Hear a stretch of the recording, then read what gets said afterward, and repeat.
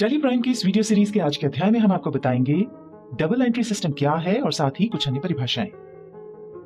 इसके पहले वाली वीडियो में हमने आपको अकाउंटिंग की परिभाषा और उसके साथ ही कुछ अन्य परिभाषाएं बताई थी। हम सभी जानते हैं कि पहले अकाउंटिंग मैन्युअली होती थी, यानी हिसाब बही खातों में हाथ से लिखे जाते थे और अब ये कंप्यूटर की सहायता से होता है। पर इसके मूलभूत तत्वों में कोई परिवर्तन नहीं हुआ है। आइए पहले कुछ वीडियोस में हम समझ लेते हैं कि जो मैनुअल अकाउंटिंग होती थी वो किस तरह होती थी। साथ ही ये भी देख लेते हैं कि अकाउंटिंग कंप्यूटराइज्ड होने से क्या फर्क पड़ गया है। व्यापार या व्यवसाय में जब भी कोई वित्तीय यानी फाइनेंशियल ट्रांजैक्शन होते हैं तो उनका रिकॉर्ड रखने के लिए हमें उन्हें कहीं लिखना होता है। संसार भर में इसके लिए अलग अलग पद्धतियां हैं, जिनमें सबसे महत्वपूर्ण और साइंटिफिकली प्रूवन है डबल एंट्री सिस्टम यानी दोहरा लेखा प्रणाली। जैसा कि नाम से ही स्पष्ट है, इसमें प्रत्येक लेन देन दो खातों को प्रभावित करता है। एक खाता पाने वाला होता है और दूसरा खाता देने वाला होता है, और इसमें प्रत्येक लेन देन के लिए समान राशि एक खाते के नाम पक्ष यानी डेबिट साइड और दूसरे खाते में जमा पक्ष यानी क्रेडिट साइड में लिखी जाती है। जैसे हमने बैंक से 10,000 रुपए नगद निकाले। अब यहाँ पर दो खाते प्रभावित हुए हैं, नकद यानी कैश और बैंक। इसकी एंट्री इस प्रकार होगी। चित्र में आप देख रहे हैं कि दो खाते प्रभावित हुए हैं, जिसमें देने वाला बैंक अकाउंट है और पाने वाला कैश अकाउंट है, और दोनों पक्षों में जो राशि लिखी गई है वो समान है। एक खाते को डेबिट किया गया है और एक खाते को क्रेडिट किया गया है। यहाँ आपके मन में 3 सवाल उठेंगे। पहला, खाता क्या होता है? तो इसका जवाब हम आपको अगली वीडियो में विस्तार से देंगे। दूसरा, कौन सा खाता डेबिट होगा और कौन सा क्रेडिट होगा? इसके कुछ नियम हैं जिन्हें हम आपको गोल्डन रूल्स ऑफ अकाउंटिंग में आगे बताएंगे। और तीसरा, आप ये जो प्रारूप देख रहे हैं उसके बारे में हम आगे जर्नल के अंतर्गत विस्तार से समझाएंगे। यहाँ पहले हम इस लेसन में उपयोग होने वाले टेक्निकल शब्दों के अर्थ समझ लेते हैं। लेनदार यानी क्रेडिटर, वो व्यक्ति या संस्था जो किसी अन्य व्यक्ति या संस्था को उधार माल या सेवाएं बेचती है या रुपया उधार देती है, ऋणदाता या लेनदार यानी क्रेडिटर कहलाती है। लेनदार को भविष्य में ऋणी से धनराशि प्राप्त होना होती है। संक्षेप में, जब हम किसी से उधार माल खरीदते हैं तो वो हमारा क्रेडिटर कहलाता है। उदाहरण के लिए, पारस ने राहुल से 10,000 रुपए का माल उधार खरीदा। यहाँ पारस की बुक्स में राहुल क्रेडिटर कहलाएगा। अब हम समझते हैं देनदार यानी डेटर के बारे में। वो व्यक्ति या संस्था जो किसी अन्य व्यक्ति या संस्था से उधार माल या सेवाएं खरीदती है या रुपया उधार लेती है, ऋणी या देनदार यानी डेटर कहलाती है। देनदार को भविष्य में एक निश्चित दिन यानी एक निश्चित अवधि के बाद पैसा चुकाना होता है। संक्षेप में, जब हम किसी को उधार माल बेचते हैं तो वो हमारा डेटर कहलाता है। उदाहरण के लिए, अनिल ने राज को 5,000 रुपए का माल उधार बेचा। यहाँ अनिल की बुक्स में राज डेटर कहलाएगा और राज की बुक्स में अनिल क्रेडिटर कहलाएगा। अब हम समझते हैं पूंजी यानी कैपिटल के बारे में। व्यापार का स्वामी यानी ऑनर जो रुपया माल या संपत्ति व्यापार में लगाता है उसे पूंजी कहते हैं। व्यापार में लाभ होने पर पूंजी बढ़ती है और हानि होने पर पूंजी घटती है। यहाँ एक बहुत महत्वपूर्ण बात ध्यान रखें कि अकाउंटिंग में व्यापारी और व्यापार दोनों को अलग अलग माना गया है। इसलिए व्यापार में ओनर द्वारा लगाई गई पूंजी व्यापार की लायबिलिटीज मानी जाती है, यानी व्यापार के लिए ओनर द्वारा लगाई गई पूंजी व्यापार के लिए कर्ज है।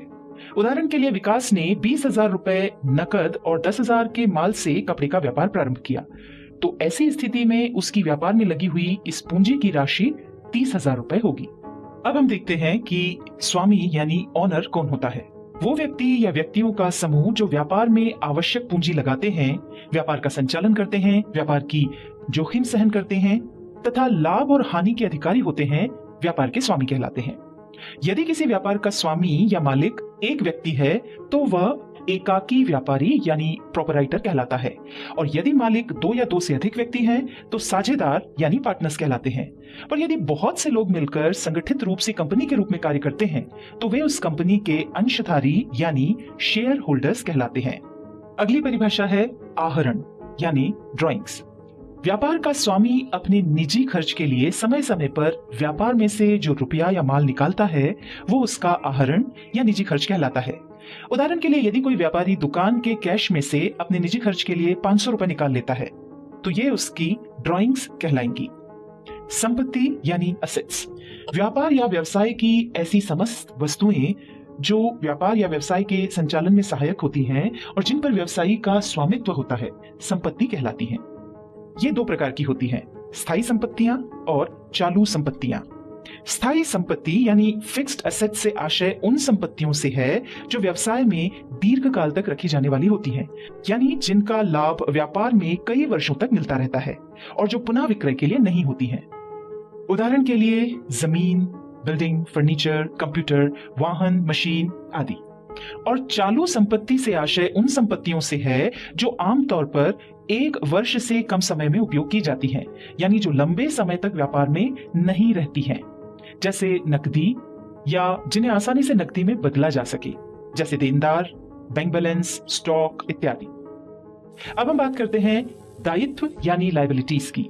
वे सभी ऋण या लोन जो व्यापार को अन्य व्यक्तियों अथवा अपने स्वामी या स्वामियों को चुकाने होते हैं, दायित्व यानी लायबिलिटीज कहलाते हैं।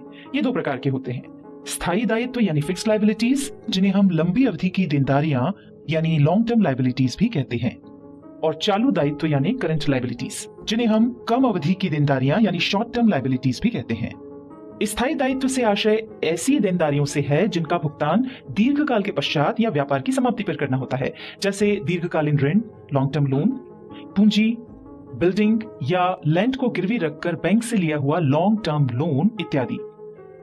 चालू दायित्व यानी करंट लायबिलिटीज से आशय ऐसी देनदारियों से है जिनका भुगतान निकट भविष्य में करना हो। प्रायः यह 1 साल से कम समय में चुकाना होती है, यानी ये अस्थायी होती हैं और व्यापार संचालन में घटती बढ़ती रहती हैं, जैसे अल्पकालीन ऋण यानी शॉर्ट टर्म लोन, लेनदार, बैंक लोन, सीसी लिमिट यानी कैश क्रेडिट लिमिट आदि। अब हम बात करते हैं अदत्त व्यय की यानी आउटस्टैंडिंग एक्सपेंसेस की। ऐसे समस्त व्यय जिनकी सेवाएं तो प्राप्त कर ली गई हैं, परंतु उनके मूल्य का भुगतान अभी तक नहीं किया गया है, जैसे कि वर्ष समाप्ति पर कर्मचारी की सैलरी बाकी है या मकान मालिक का किराया बाकी है यानी देना है किंतु दिया नहीं गया है, तो वर्ष समाप्ति पर इसका प्रोविजन करना होगा। इस तरह के प्रावधान को अदत्त व्यय कहते हैं। अब हम बात करते हैं मूल्यह्रास यानी डेप्रिसिएशन की। किसी वस्तु या संपत्ति के उपयोग से, समय व्यतीत हो जाने पर, मूल्यों में परिवर्तन से, नष्ट हो जाने या अन्य किसी कारण से जब संपत्ति के मूल्य में कमी आ जाती है, तो इस मूल्य में होने वाली कमी को डेप्रिसिएशन कहते हैं। उदाहरण के लिए हमारे पास कोई मशीन है और हम उसका लगातार उपयोग कर रहे हैं। इस उपयोग से उसका मूल्य कम हो जाएगा। मूल्य की यही कमी मूल्यह्रास या घिसारा या डेप्रिसिएशन कहलाती है। अब हम समझ लेते हैं वित्तीय वर्ष यानी फाइनेंशियल ईयर को। यह 12 माह की अवधि होती है जिसका हम लेखा जोखा प्रस्तुत करते हैं। चूंकि यह अवधि 12 माह की होती है इसलिए 1 वर्ष कहलाती है। हमारे भारत में यह अवधि यानी वित्तीय वर्ष 1 अप्रैल से प्रारंभ होकर 31 मार्च को समाप्त होता है।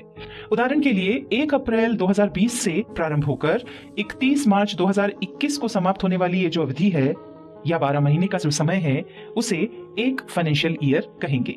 चलिए आगे बढ़ते हैं। जैसा कि हमने आपको इस वीडियो के आरंभ में बताया कि डबल एंट्री सिस्टम में हर लेन देन 2 खातों को प्रभावित करता है। तो पहले हम ये समझते हैं कि खाता क्या होता है। जब किसी व्यक्ति विशेष, वस्तु, सेवा या आय व्यय इत्यादि से संबंधित समस्त लेन देन एक निश्चित स्थान पर तिथिवार और नियमानुसार रखे जाते हैं तो उसे उसका खाता यानी अकाउंट कहते हैं। किसी भी खाते के 2 पक्ष होते हैं, डेबिट साइड यानी नाम पक्ष और क्रेडिट साइड यानी जमा पक्ष। डेबिट साइड बाईं तरफ होता है और क्रेडिट साइड दाईं तरफ होता है। हम इसे एक उदाहरण से समझ लेते हैं। जैसे हमने राम से 1 लाख रुपए उधार लिए और टुकड़ों में उसे वापस चुका दिए। देखिए राम का खाता कुछ इस तरह से दिखेगा।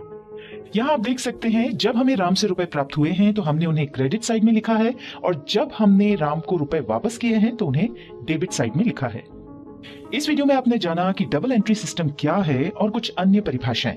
इसके बाद वाली वीडियो में हम आपको बताएंगे कि अकाउंट कितने प्रकार के होते हैं।